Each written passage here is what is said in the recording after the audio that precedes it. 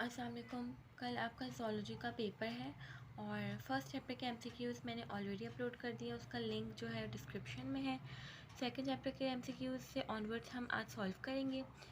तो पहला एमसीक्यू है, term enzyme was coined by. Word जो इंजाइम है वो किसने निकाला था?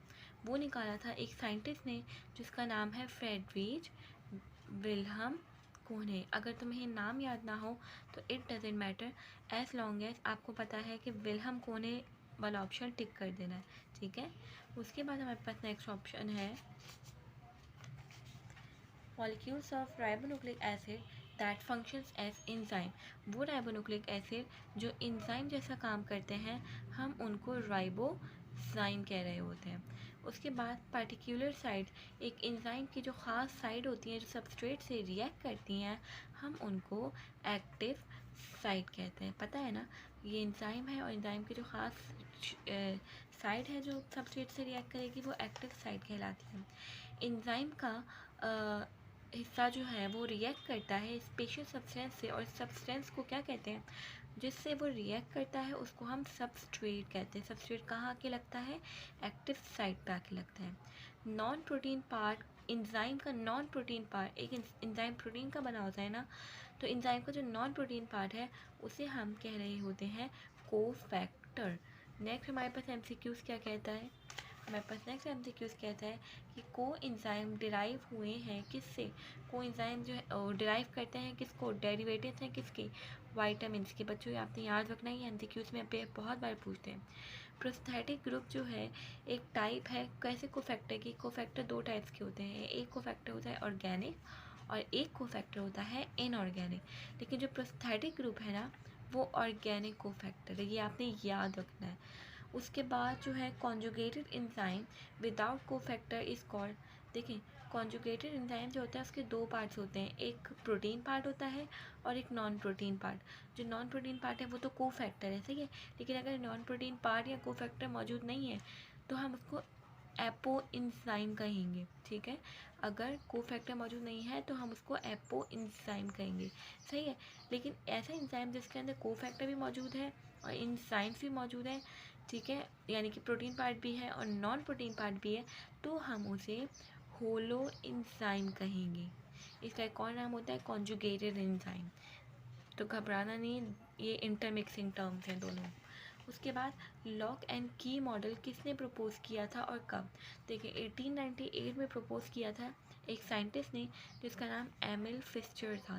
साइंटिस्ट के नाम वो पूछ लेते हैं कभी कभार, तो आपने याद रखना है कि लॉक एंड की मॉडल जो है इस साइंटिस्ट ने दिया था 1898 में। इंड्यूस फिट मॉडल दूसरा मॉडल है एंजाइम के मोड ऑफ एक्शन के लिए, वो किसने दिया था? वो दिया था हमारे साइंटिस्ट ने जिसका नाम है कोशलैंड, ठीक है। तो थोड़ा सा आइडिया कर लो कि आए इस तरह से याद रख सकते हैं आप लोग। उसके बाद हमारे पास है वो अमाउंट ऑफ एनर्जी जो कोई भी रिएक्शन स्टार्ट करने के लिए चाहिए, उसको हम क्या कहते हैं?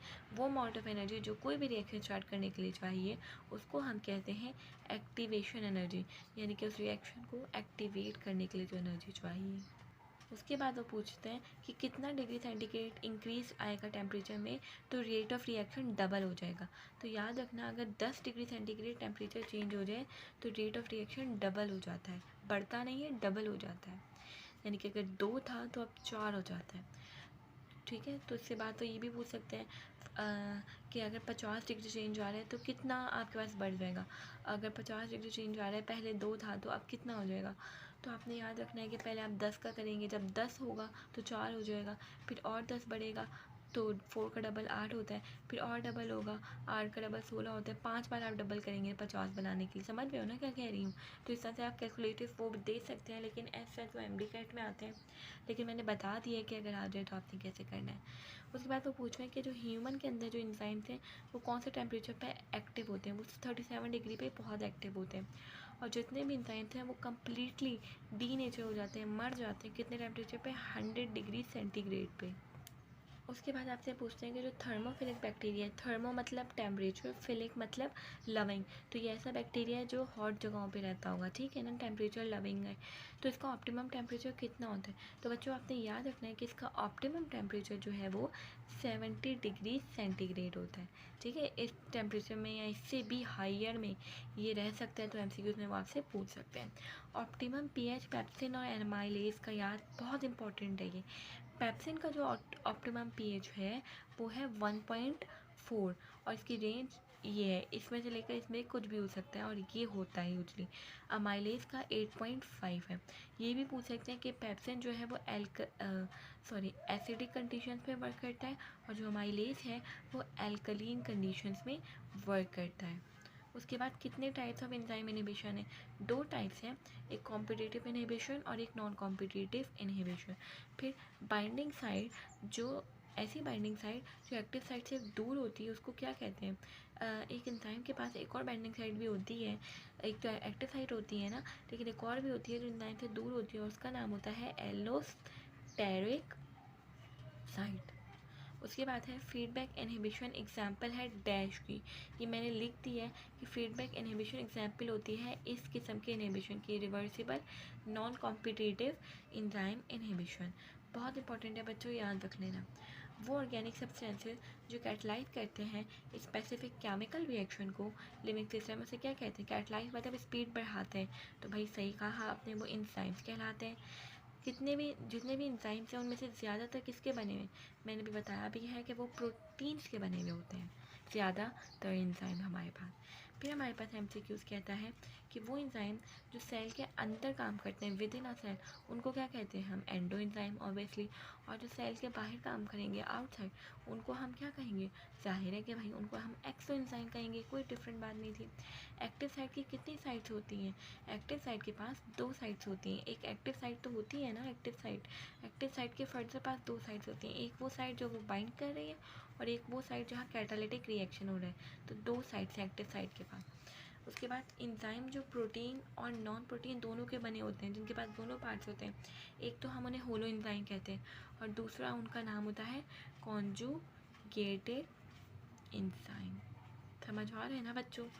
उसके बाद हमारे पास है कि अगर एंजाइम एक्टिविटी में या इनएक्टिवेशन हो जाए एंजाइम की, एंजाइम एक्टिविटी डिक्रीज हो जाए या इनएक्टिवेशन हो जाए एंजाइम की, तो उसको हम क्या कहते हैं? उसको हम कहते हैं इनहिबिशन, एंजाइम इनहिबिशन, ठीक है, या एंजाइम इनहिबिशन। फिर हमारे पास है वो टाइप ऑफ बायोलॉजिकल कंट्रोल जहाँ पे एंजाइम की जो एक्टिविटी है वो उसका, एंजाइम ने एक प्रोडक्ट बनाया, क्या हुआ? रिएक्टेंट से रिएक्ट किया एंजाइम की प्रेजेंस में और प्रोडक्ट बनाया। उसके बाद ये जो प्रोडक्ट है इसने जाके एंजाइम को इनहिबिट कर दिया, इस तरह से रिएक्टेंट प्रोडक्ट नहीं बन सका, तो इस टाइप ऑफ इनहिबिशन को हम क्या कहेंगे? इस टाइप का इनहिबिशन को कहेंगे फीडबैक इनहिबिशन। आ रही है बच्चों समझ में बात? फीडबैक दिया ना इसने, प्रोडक्ट नहीं जाके एंजाइम को बोल दिया चुप कर जाओ, बस कर जाओ। There are dash type of enzyme on the basis of reaction, तो 6 टाइप ऑफ रिएक्शन एंजाइम्स बनते हैं on the basis of reaction they do. बच्चों ये थे चैप्टर नंबर 2 के MCQs। अगली वीडियो में हम नेक्स्ट डिस्कस करेंगे। अल्लाह हाफिज़।